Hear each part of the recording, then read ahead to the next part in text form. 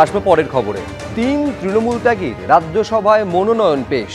সুখেন্দু শেখর রায়, সুস্মিতা দেব এবং প্রকাশটিক বড়াইকের মনোনয়ন পেশ হলো আজ। সেই সময় উপস্থিত ছিলেন রাজ্যের মুখ্যমন্ত্রী ও বিজেপি রাজ্য সভাপতি। তাৎপর্যপূর্ণভাবে মনোনয়ন পেশের উপস্থিত মুখ্যমন্ত্রী সহ গোটা মন্ত্রিসভা। এই সময় আগে থেকেই হাজির ছিলেন বিজেপি রাজ্য সভাপতি শ্রমিক ভট্টাচার্য। সবাইকে নিয়ে এই বৈঠক করায় মনে হয়েছে পরিবারের মধ্যে আছি বলে প্রতিক্রিয়া সুস্মিতা দেবের। বর্তমান সমীকরণে সুখেন্দু শেখরদের ফের রাজ্যসভার সাংসদ হওয়া শুধু সময়ের অপেক্ষা।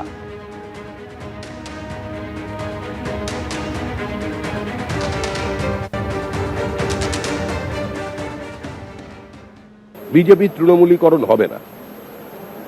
নির্বাচনের আগে আমি যেমন বামেদের কাছে ভোট চেয়েছিলাম যে এই অচল অবস্থার অবসান করুন, তৃণমূল নামক এই হিংস্র জনগোষ্ঠীটাকে ক্ষমতা থেকে সরিয়ে দিন, তারপরে যে যার পতাকা তুলে নেবেন হাতে। তেমন তৃণমূলের উদ্দেশ্যেও বলেছিলাম যারা চাকরি বিক্রি করেননি, চাকরি কেনেননি, সিন্ডিকেটে অংশগ্রহণ করেননি, নিরাপরাধ মানুষকে রক্তাক্ত করে দেননি, যারা গণতান্ত্রিক ব্যবস্থাকে লুঠে বা মানুষের অধিকারগুলোকে বাজেয়াপ্ত করাতে অংশগ্রহণ করেননি, যারা বিপরীত পরিস্থিতিতে থেকে নিজেদের ঘাম রক্ত দিয়ে অপ্রাসঙ্গিক মমতা বন্দ্যোপাধ্যায়ের নাম দেওয়ালে লিখে থেকে প্রাসঙ্গিক রেখেছিলেন, তারা নিশ্চয়ই এই তৃণমূলের জন্য লড়াই করেননি। তৃণমূল হচ্ছে কুচকুচে সাদা আর ধবধবে কালো। তৃণমূল সম্পর্কে যত কম কথা বলা যায় ততই ভালো। তৃণমূল এখন নির্মূল।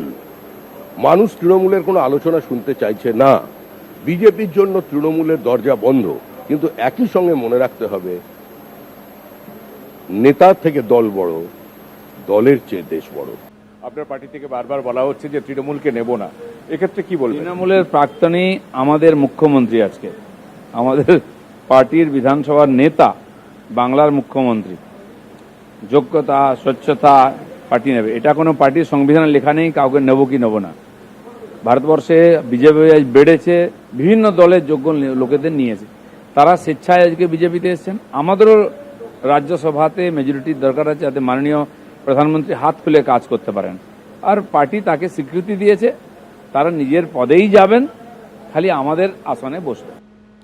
3 তৃণমূল ত্যাগী সুখেন্দু শেখর রায়, সুস্মিতা দেব এবং প্রকাশটিক বড়াইক তারা আজকে রাজ্যসভার উপনির্বাচনের জন্য মনোনয়ন পেশ করলেন। আর সেই সময় উপস্থিত ছিলেন রাজ্যের মুখ্যমন্ত্রী এবং বিজেপি রাজ্য সভাপতি। তাৎপর্যপূর্ণভাবে সে সময় গোটা মন্ত্রিসভা উপস্থিত ছিল।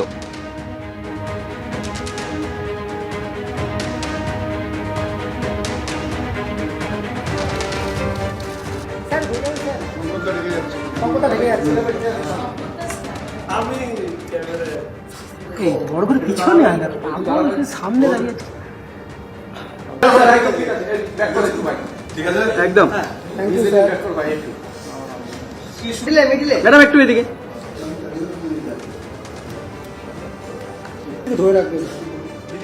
মনোনয়ন পেশের আগেই হাজির বিজেপি রাজ্য সভাপতি শ্রমিক ভট্টাচার্য। সবাইকে নিয়ে এই বৈঠক করায় মনে হয়েছে পরিবারের মধ্যে আছি বলে প্রতিক্রিয়া জানিয়েছেন সুস্মিতা দেব। এই ঘটনা বোধহয় নজিরবিহীন যে যেদিনকে আপনি একটা দলে আপনারা যোগ দিয়েছেন তার 2 ঘন্টার মধ্যে আপনারা প্রার্থী হিসাবে আপনাদের নাম ঘোষণা হয়েছে। ভারতবর্ষের রাজনীতি আপনি করেছেন, এটা তো নিঃসন্দেহে একটা বড় বিষয়, আপনাদের কাছে একটা বড় উপহার। ইট ইজ ভেরি সিম্পল। আমি 10 জুনে রেজিগনেশন দিয়েছি, ঠিক আছে, আর আমি জয়েন করেছি 3 দিন আগে। সো আপনারা শুনেছেন যে এই 1 মাসের মধ্যে আমি কিছু দাবি রেখেছি বা কোনো প্রশ্ন তুলেছি বা কাউকে ফোন করে বলেছি যে আমাকে কি দিচ্ছেন কি না। So I am a very patient person. যখন একটা দলে পা রাখি সেই দলের প্রতি যে আনুগত্যতা থাকে সেটার মধ্যে আমি কোনোদিন কম্প্রোমাইজ করি না। মমতা বন্দ্যোপাধ্যায়ের আপনি অত্যন্ত বিশ্বস্ত একজন কোট আনকোট সৈনিক ছিলেন। আমরা দেখেছি যে অনেক ক্ষেত্রে বাইরে কোনো কর্মসূচি আপনাকে পাঠাতো, মানে সেই জায়গাটা ভেঙে গেল। সেই জায়গাটা কেন ভেঙে গেল সেটার বিভিন্ন কারণ রয়েছে, কিছু রাজনৈতিক, কিছু ব্যক্তিগত। 4th মের পরে যে পরিস্থিতিটা তৈরি হয়েছে বেঙ্গলে বা আসামে, ফ্যাকশন অনেকই আছে তৃণমূল কংগ্রেসে, আপনারা দেখতে পাচ্ছেন। আমি কারোর নাম নিতে চাইনি। কালীঘাট এগেনস্ট কালীঘাট লোকসভা, এটা কেউ অস্বীকার করতে পারবে না যে যখনই আমি প্রত্যেক ফ্যাকশনের মন্তব্যগুলো শুনেছি, ওদের মধ্যে একটা কনসেনসাস আছে, মানে সবার একমত যে তৃণমূল কংগ্রেসের যখন সরকার পশ্চিমবঙ্গতে ছিল, কারাপশন ওয়াজ র্যাম্পেন্ট। আসলে বোধহয় আপনারা দিল্লিতে থাকতেন বলে এখানে যে এই করাপশন খুব একটা খোঁজ রাখতে পারতেন না আর কি, তৃণমূলের যে এত করাপশন। আপনি তো দুটো টার্মে। ইট is very simple, it is a fact যে আমি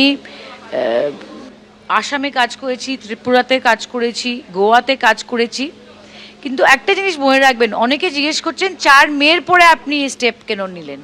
যার সরকার থাকে, যে ক্ষমতায় থাকে, যতদিন ক্ষমতা আছে এইগুলো তথ্য বেরোয় আসে না। মানে আপনারা জানতে পারেননি যে এইরকম। আমি বাকিদের কথা বলতে পারবো না, আমি ব্যক্তিগতভাবে বলবো যে আমি খুব কেয়ারফুলি ওয়াচ করেছি 4 মের পরে যে ধরনের অ্যারেস্ট হয়েছে, কেন হয়েছে, কি ধরনের এক্সটর্শন হতো, স্কুল কলেজের কি ধরনের ব্যবসা চলতো। পার্থ চট্টোপাধ্যায় বা একাধিক যারা মন্ত্রীরা অর্থের দায়, চুরির দায়, যাদের জেল হয়েছে, সেগুলো তো অনেক আগের ঘটনা। সেইগুলো আপনারা ঠিক। বাবুর যখন কেসটা হলো বা রেড হলো, তখন তৃণমূল কংগ্রেস থেকে ওনাকে সাসপেন্ড বা এক্সপেল করা হয়েছিল, আর বলা হয়েছিল যে আমরা এটাতে জড়িত না, পার্থবাবু জানেন।